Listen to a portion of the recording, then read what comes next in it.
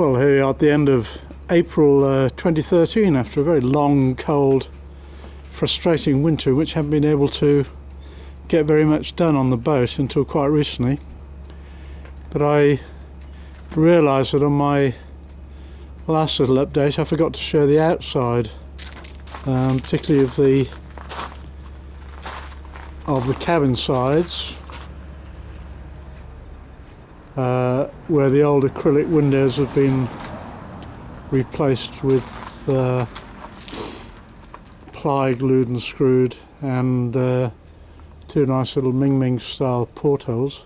These portholes are exactly the same diameter as those of Mingming I, to give some continuity, and of course that starts to make Mingming II look like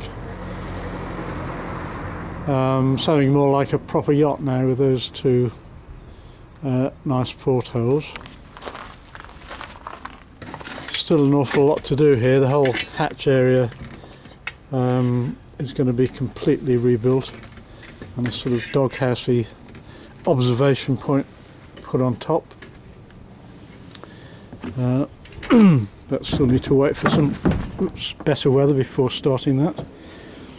Coming down below,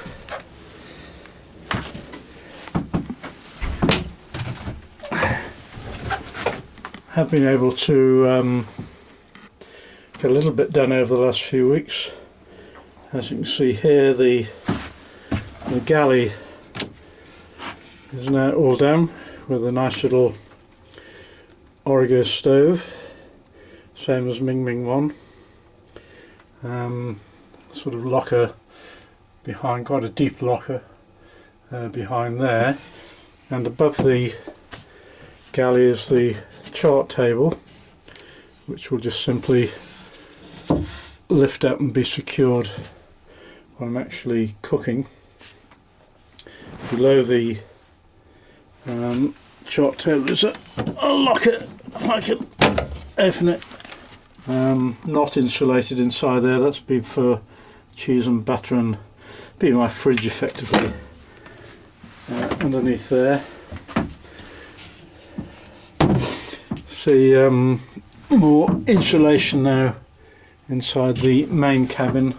I've kept the locker system very, very simple, very light, and you can see now that the second bunk, the port hand bunk, I won't say it's finished, but it's more or less in place there. So that gives me a pretty much a 6-foot bunk on the port side.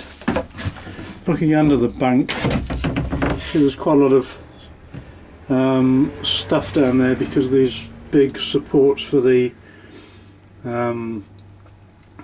bilge keels, and so actually I won't bother using the area under the bunk for stowage. It's going to make access a bit hard. I'm actually going to fill all this with foam, both on the port and starboard side, to give more insulation and more flotation, and I think I'll have adequate stowage elsewhere for what I need, because I don't actually need any more stowage than Mingming I.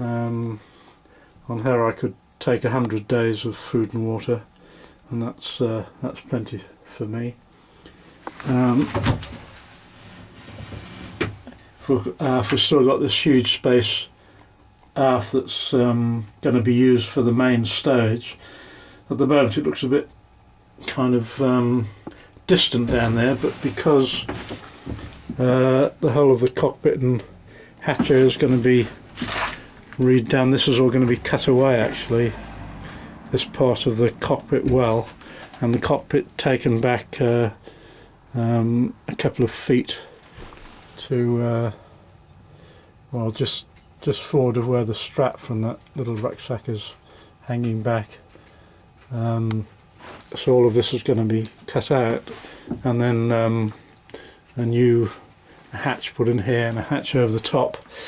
Bit difficult to explain, but the main thing is that that's going to make it a lot easier to access these nether regions of the boat here, which is where the the main sturge is going to be. One of the reasons for that being that, of course, the being junk rigged, the rig has been moved forward quite a bit, and it's quite a heavy rig with all the battens and so on. And you've previously seen my big mast, and so I've got to counterbalance the weight of that by perhaps having most of the weight of the sturge a little bit further aft than it would normally be. Coming back here, you can see there's a gap here, but of course there'll be the foam for the cushion for the bank will pretty much fill that gap. And actually I've maintained the same sort of system here that was originally here on the starboard side, having this large ply sheet with holes cut out for access to lockers, because it actually makes it quite comfortable to sit against there. If I turn around and lean my back against those lockers, and I'm extremely comfortable sitting here. So I'm going to retain I'm actually probably just going to retain the starboard side fitting exactly as it is, except it needs a bit of attention here and there, and also these holes for the sturge are far too big actually. Very strange. They're not really sea-going type lockers, so I'm going to have to make some changes there. So there we are. We've, for the first time, got a nice summer's day today, so hopefully that'll be the start of the summer, and over the next 3 or 4 months we can get the boat pretty much ready for its initial sea trials.